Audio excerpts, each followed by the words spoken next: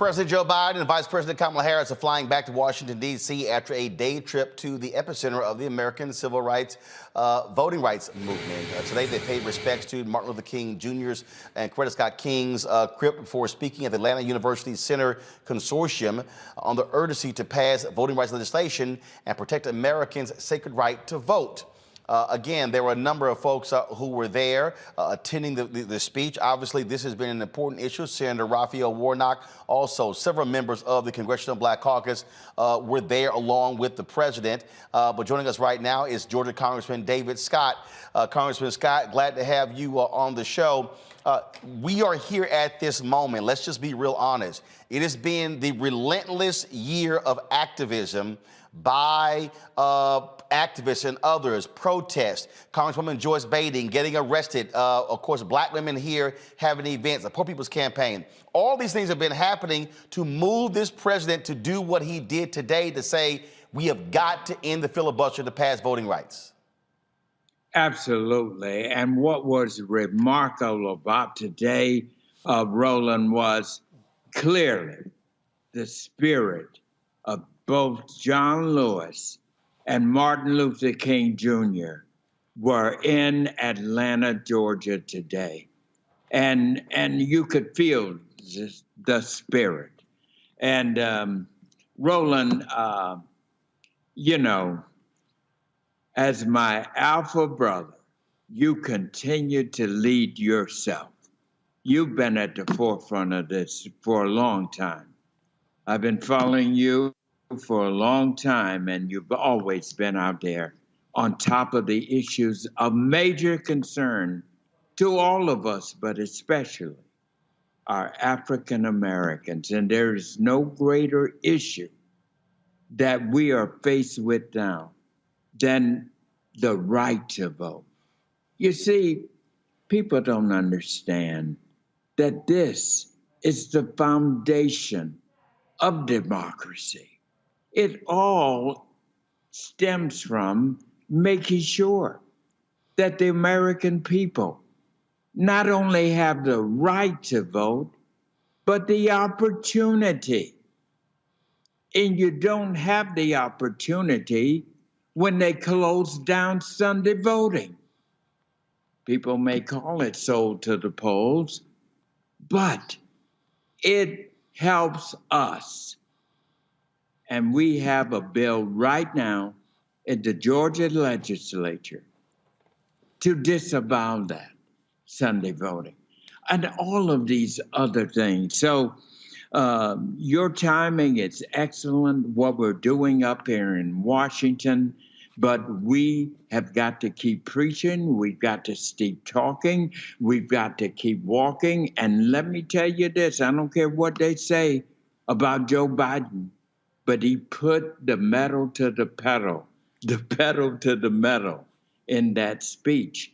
And the occasion, as I told people that wanted to criticize the president, I said, my God, do you all know that the eyes of the nation, the eyes of the world are on Georgia right now, all around the whole process of voting, which is the foundation of our democracy. We lose that, we're no longer democracy. So this is a threat to our freedoms, it's a threat to our democracy, and I am just pleased with the outpouring and the performance today, and the point of the president and the vice president coming to Atlanta, the home of Martin Luther King, in the very district, congressional district of John Lewis. And it was so special because, as you may know, I know you follow my career quite a bit, Roland, but you remember John Lewis, and I was with him when we started the voter education project years ago. I was at Sutter College, and I went with John Lewis many places over this country. And I never will forget when we went to waterproof Louisiana. And it's so waterproof. It's right there by the Mississippi River in the mouth of the Gulf.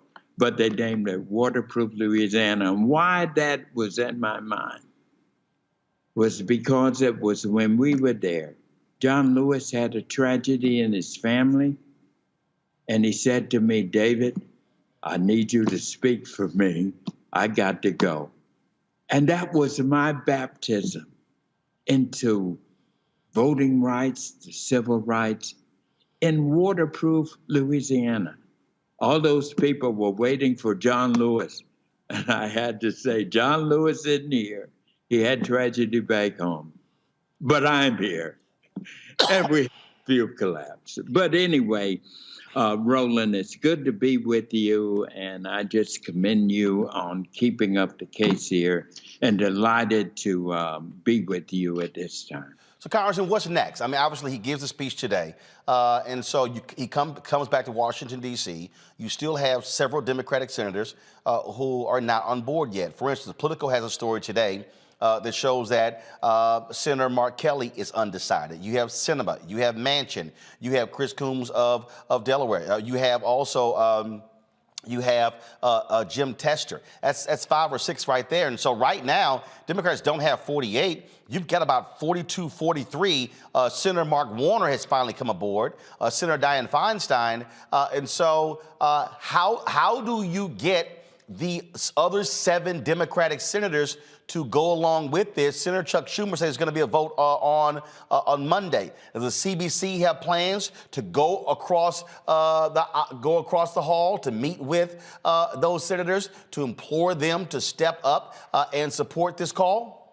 I think we all will be doing that.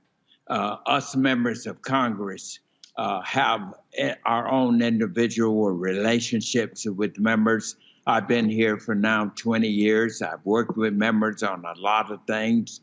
And what I do on issues like this is to go and sit down, find out what the problem is. We got to protect against reduced absentee ballots, trying to make sure that we have absentee ballots. We got to filibuster rule. That might not be exactly the best way to go, but there are other ways. We got to sit down with these senators. We've got to provide the foot soldiers, so to speak, and go over to them. I'm a sponsor of this act. I believe in it. And we had a while back a number of Republicans. And I said to them, do you all know what the heart and soul was down in Georgia? They removed they removed the pre-clearance. That's the heart and soul of the bill. How can you go against that when I can tell you some of the same things that were going on in the South when John and I were traveling throughout the South with the Voter Education Project are still going on? They ought to be able to understand their movements, like getting rid of Sunday voting to the polls, sold to the polls. People would frame it that, but who gave that name? We did. And it was a powerful weapon. Why? That in and of itself points out the evilness of this, wanting to do away with Sunday voting because of sold to the polls. This is wrong. So to get to your question, I don't have any bright answers to this except to keep plowing ahead, to keep moving ahead, get as much as we can get. If we can get protections against reduced absentee balloting, ending Sunday voting, reducing early voting, eliminating ballot voting, maybe we can do that in a way that does not, that can pull those or have support of the filibuster, and maybe there's a carve out. There are things that can be done, but I assure you that I'm at the forefront of talking with my senators who I work with. who I've worked with on a variety of issues, many of which they've come to ask me for. And I did that when we had Republicans with us at the very beginning.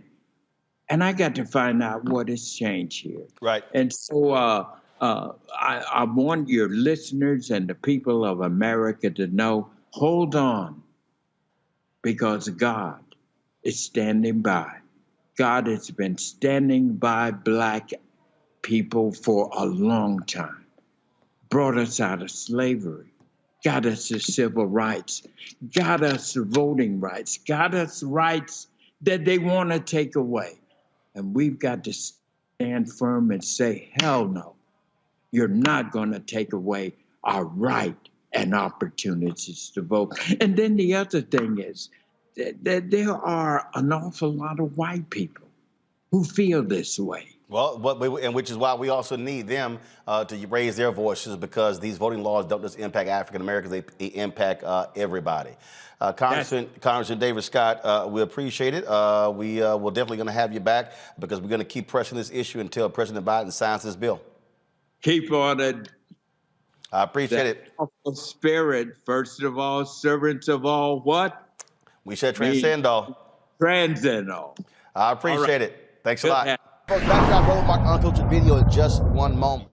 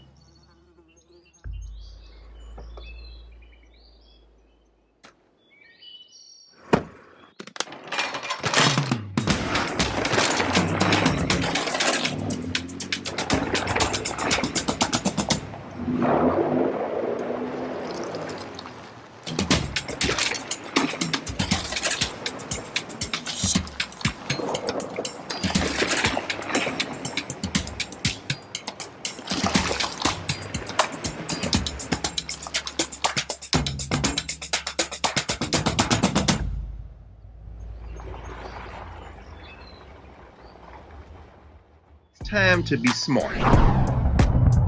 Roland Martin's doing this every day. Oh, no punches! Thank you, Roland Martin, for always giving voice to the issues. Look for Roland Martin in the whirlwind, to quote Marcus Garvey again. The video looks phenomenal, so I'm really excited to see it on my big screen. Support this man, Black media. He makes sure that our stories are told. See, this difference between Black Star Network and Black-owned media and something like CNN. I got to defer to the brilliance of Dr. Carr and to the brilliance of the Black Star Network. I am rolling with Roland all the way. Honored to be on a show that you own. A Black man owns the show. Folks, Black Star Network is here. I'm real revolutionary right now. Roland was amazing on there. Stay Black. I love y'all. I can't commend you enough about this platform that you've created for us to be able to share who we are, what we're doing in the world, and the impact that we're having. Let's be smart. Bring your eyeballs home. You can't be Black-owned media and be scared. You dig?